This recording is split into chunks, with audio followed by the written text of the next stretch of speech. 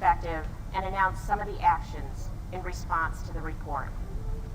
My understanding is NHTSA, our regulator, will post the report on their website, which will be available for anyone to review. I can tell you this report is extremely thorough, brutally tough, and deeply troubling. For those of us who have dedicated our lives to this company, it is enormously painful to see our shortcomings laid out so vividly. As I read the report, I was deeply saddened and disturbed. But this isn't about our feelings, and it's not about our egos. This is about our responsibility to act with integrity, honor, and be committed to excellence. With all of our colleagues around the world watching, I want it known that this recall issue isn't merely an engineering or a manufacturing or a legal problem. It represents a fundamental failure to meet the basic needs of these customers. Our job is clear: to build high-quality, safe vehicles. In this case, with these vehicles, we simply didn't do our job. We failed these customers, and we must face up to it, and we must learn from it. To that end, and on behalf of GM, we pledge that we will use the findings and the recommendations from this report as a template to strengthen our company. What Volucas found in this situation was a pattern of incompetence and neglect. Repeatedly, individuals failed to disclose critical pieces of information that could have fundamentally changed the lives of those impacted by the faulty ignition switch.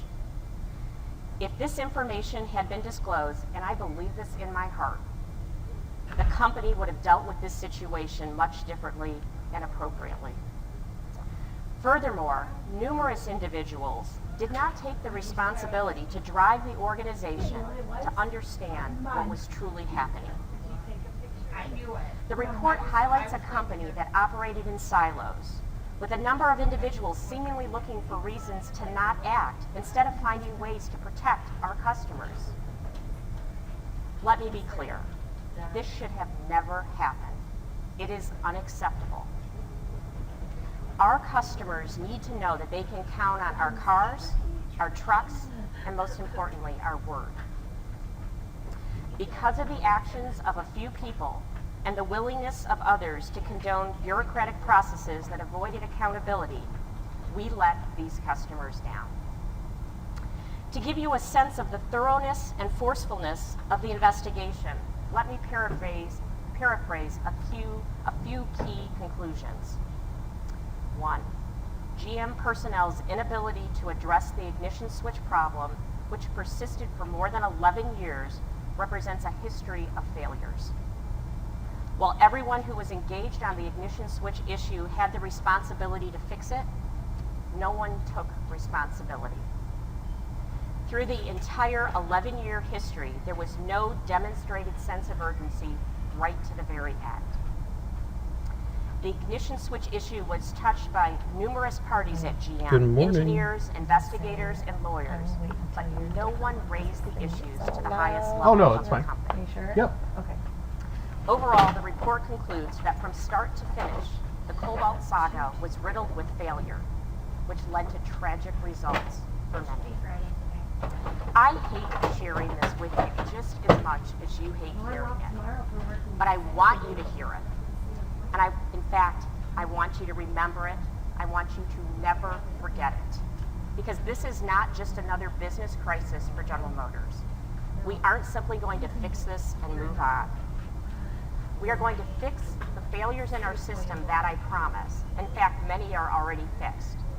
And we are going to do the right thing for the affected parties. But I never want to put this behind us. I want to keep this painful experience permanently in our collective memories. I don't want to forget what happened because I, and I know you, never want this to happen again. You should know that Mr. Volucas' report revealed that there was no conspiracy by the corporation to cover up facts. In addition, the investigators found no evidence that any employee made a trade-off between safety and cost. The pattern in this case is much more complex and more nuanced. What Lucas found was a pattern of management deficiencies and misjudgments, often based on incomplete data that were passed off at the time as business as usual. Unfortunately, the report found that these seemingly benign actions led to devastating consequences. In short, we misdiagnosed the problem from the very beginning. Experienced engineers with the responsibility for safety did not understand that the airbags would not deploy if the ignition switch changed into the off position. I know many of you are saying to yourselves that this problem isn't a fair reflection of the company as a whole. I know it, and I know you know it too. We are better than this. But we have to own this problem, and we have to have the courage to deal with it in the right way. As we have learned more about this situation over the last few months, we have acted aggressively to uncover facts, correct the problem, and restructure internal systems that allowed this problem to develop in the first place. I mentioned it earlier that we are posting a summary of all of our actions on the website, but I want to highlight 5 of the most critical steps we have already taken. First, we named Jeff Boyer Vice President of Safety for the company, elevating and integrating our safety processes under a single leader. Jeff reports directly to Mark Royce, and he and I meet on a regular basis. We've added 35 safety investigators that will allow us to identify and address issues much more quickly, and I think we're already seeing the positive results of their work. We've instituted the Speak Up for Safety program that encourages employees to report potential safety issues quickly, and we will recognize employees for doing so. We announced the creation of and have already implemented the new Global Product Integrity Organization, and this organization, I am confident, will enhance our overall safety and quality performance. And finally, and this is incredibly important, we restructure the safety decision-making process in the company to raise it to the highest levels.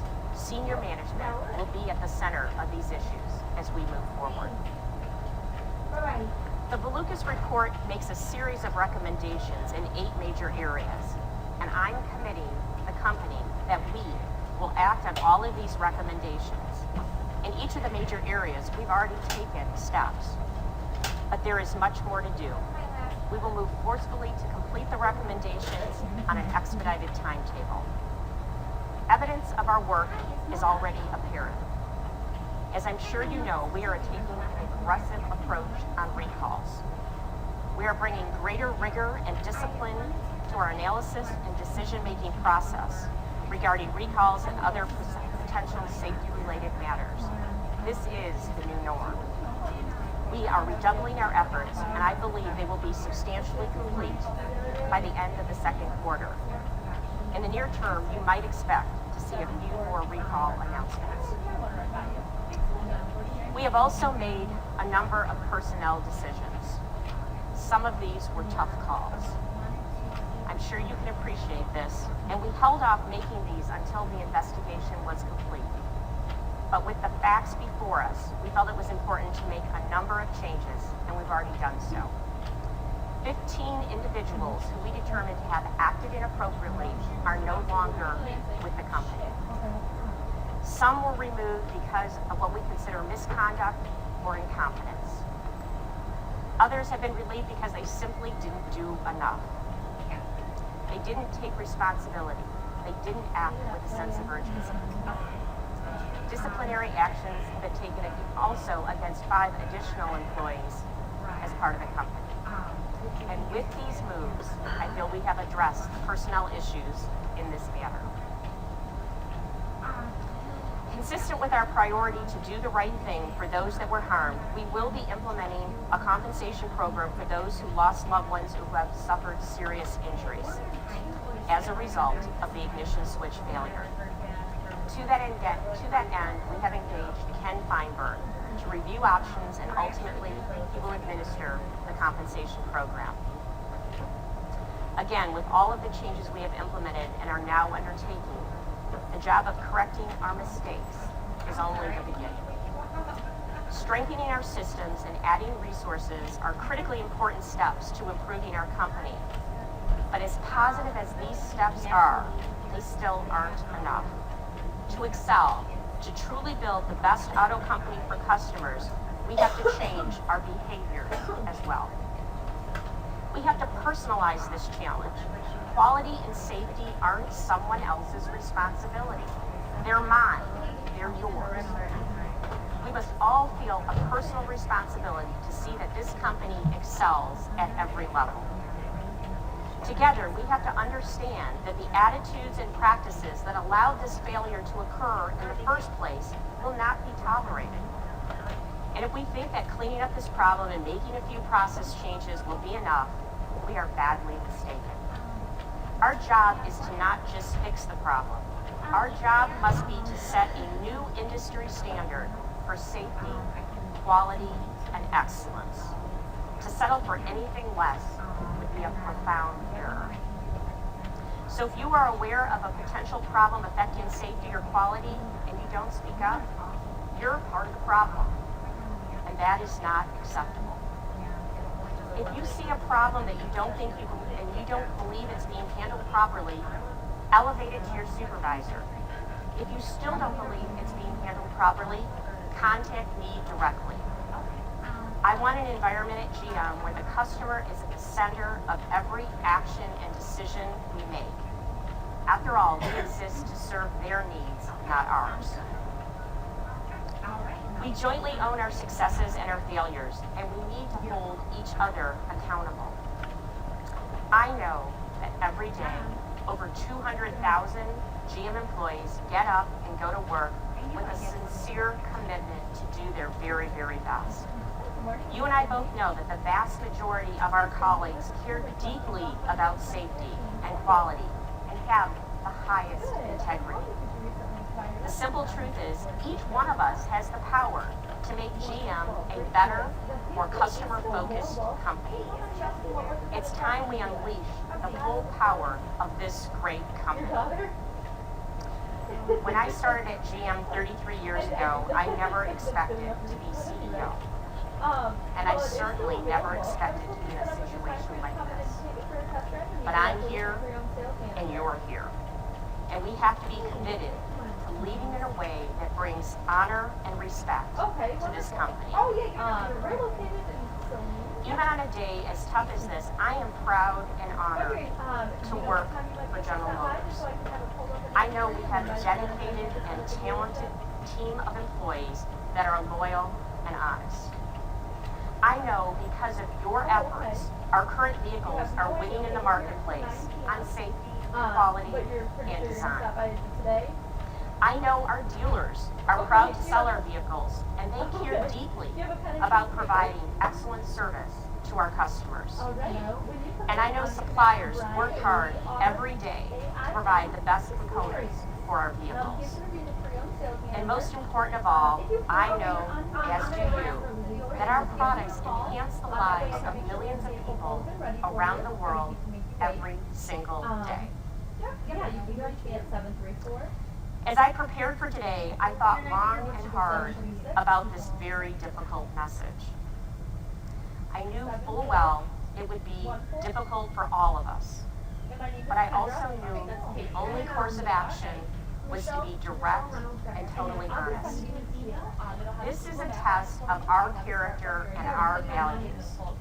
And in the end, I'm not afraid of the truth, and I know you aren't either. I want it known that we will face up to our mistakes and we will take them head on. The fact is, I believe in this company, and I believe in all of you. And I know you, with me, want GM to be the world's best automotive company for customers. Whatever it takes to do that is exactly what we will do. Yeah, no, I'll keep in mind we do have a few other forms. There's a couple of ways to make that related. You're welcome.